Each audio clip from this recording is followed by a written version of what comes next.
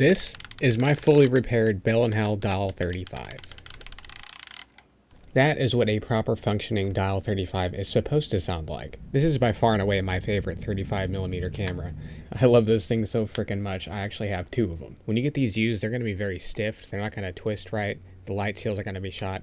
So in this video and in the next video, I'm going to be walking you through greasing, and in the next video doing light seals. If you've picked this camera up, please do this, because if you rewind the film and it gets stuck, you can rip the film very easily. So on both of my models that I had, the R button would get stuck and not return to place. You're going to want to twist the knob at the bottom until it starts slipping. It's about 20 turns. And then you're going to press the R, slightly turn to the right, and then release. And it will release the film for you.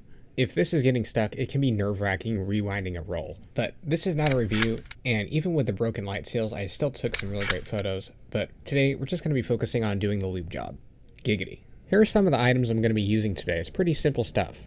We got some isopropyl alcohol, some white craft paint to mark a spot on our twisty, graphite lube, spray, not the powder. The powder is very difficult to use and I would have definitely not recommend it. Some Q-tips and a paintbrush to mark our twisty, and a Harbor Freight precision screwdriver kit. So this model, the Bell & Howell, is the same model as the Canon Dial 35-2, same exact camera, same process. The Dial 35 original Canon is slightly different, but this process should work on it as well.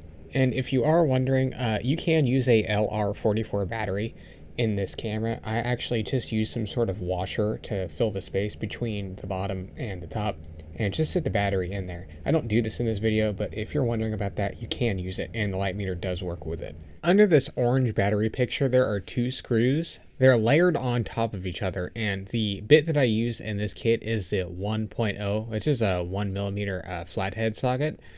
And if you could see right here, I'll bring it up to the camera, you'll be able to take these out. They're very tiny though, so I definitely recommend having like a magnet or something to stick them to so you don't lose them, because they're probably pretty easy to lose. Now that the first one is out, you're going to want to be very gentle. Just kind of sit the screwdriver in and twist it to find the teeth. You'll find the teeth eventually, and you'll start to feel the force of it coming up. Just be gentle and don't strip it. It's quite a long thread, but don't get discouraged, it'll come out. So now that the screws are out, you're going to want to be very gentle, and you're going to want to make sure there isn't any tension left in this twist. How you do that is you do the release knob on the side, you push it down, press to the right, make sure there's no tension. But what you'll have to do is you'll have to press the knob and the top of the camera towards each other. You know, kind of like a clap motion. You're going to want to do that and lefty-loosey it off. It comes off just like any type of screw. And at this point, you've pretty much disassembled everything you need to disassemble to lube this thing up. And as you can see here, there's a lot of corrosion on this washer, and the inside area of the gears is very dirty. The graphite is definitely past its usable age. And this is why it locks up how it does, because this stuff is just not lubricated. I really dislike using Q-tips, especially for stuff like this, because they will shed. But for this situation, I didn't really have a choice. I do like to use them around the ring a little bit, but afterwards I'm going to be using a few teeth gum pick things that I have. I actually used in my previous video, the Rico light seals. I'll put those on the screen. They're really great. They're only a couple bucks at Walmart, and you can find them in the tooth care section. And they're great because they're rubber, they don't shed, and they're relatively strong. So afterwards, when we're done using these Q-tips, we will be using those to get the little pieces that it shed off out of there. But for now, this process is very simple. I just like to get the Q-tip dabbled up with some alcohol, and you can actually use the Q-tip to force the teeth of the gear to move. All you do is just apply a little bit of force. You'll be able to feel it, and the gear will move, so it'll move all the teeth for you, so it'll give you a new spot to access to clean. After I'm done cleaning with the Q-tip, I like to hit them with this gum little pick things and then move the gear with the Q-tip. It's very simple stuff. I believe this took me like maybe 5-10 minutes. Didn't take me long, but as you can see here, the gum tooth scraper thing is great because it can get actually in between every individual tooth of the gear. So it's great for a last final touch, and I usually dab these up with some alcohol as well.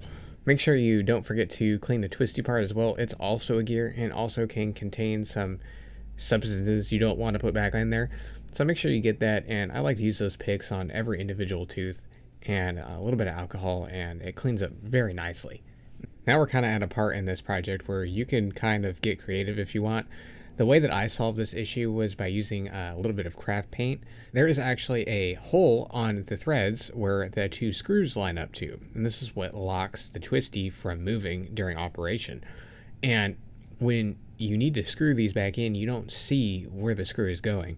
The only way that you can really do that is by marking or inscribing under this hole where it's at. Because when you twist this back on, it's going to need to line up exactly with the hole in the camera. So I just hit it with this white craft paint, and it's worked flawlessly for me because I can disassemble, do this again, and reassemble it, and it's there. Now that that thing is all clean, I'm going to hit it with a little looby dooby. I'm going to lube it up like Pete Davidson did Ice Spice. How the hell did Pete Davidson start talking Ice Spice?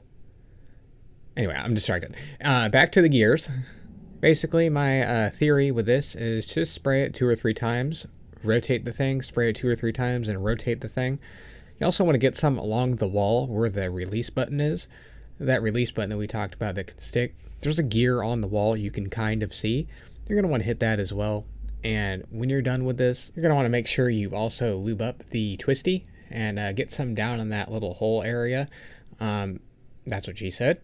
Anyway, that is kind of important as well to get in there. And once you're done with that, this is what's going to take a little trial and error. We're going to need to line up that white mark with the screw hole. And this is going to take some time.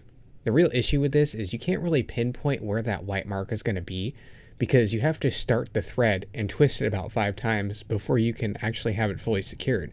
This isn't the worst thing though, since you are actually rotating through all the gears with this fresh new lube anyways, so it's actually kind of a good thing. But when you do reassemble this, just don't forget to put the washer back on. I think off the top of my head, I think it took me like maybe 20 tries to get it close. When I got it really, really close, I just applied force like the clap I was talking about earlier, forced them together and just turned it a pinch and it lined up absolutely perfect. I do believe that everybody's dial 35 has a different location for the screw. On that little nut area, mine on the second 35 I have is in a different spot. So I think it's just basically luck of the draw. I don't think everybody's is identical. So here's what it should look like when it's fully lined up, and it's very easy to see with the door open. And it's great because that's gonna last forever, and if you need to go in there and do it again, it'll be there for you.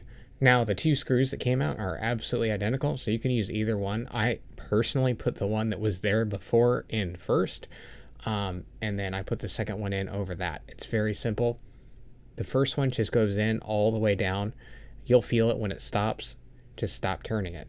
Same for the second. No over tension. These are so tiny you do not want to strip them. And that is literally it. That's all you have to do. It's that simple. You should have a fully functioning, very easily twistable, smoother loading, smoother shooting camera. It's just that simple, you guys. So I want to thank everybody for watching, and I know there is a few videos of this out there already. I just wanted to employ some of the tactics that I've used since I use this camera all the time. Make sure to hit the like button and stay tuned for the next video, which is going to be doing the light seals. And at that point, you'll have a badass little pocket camera that shoots 72 exposures. So I hope you all have a great day, and bye-bye.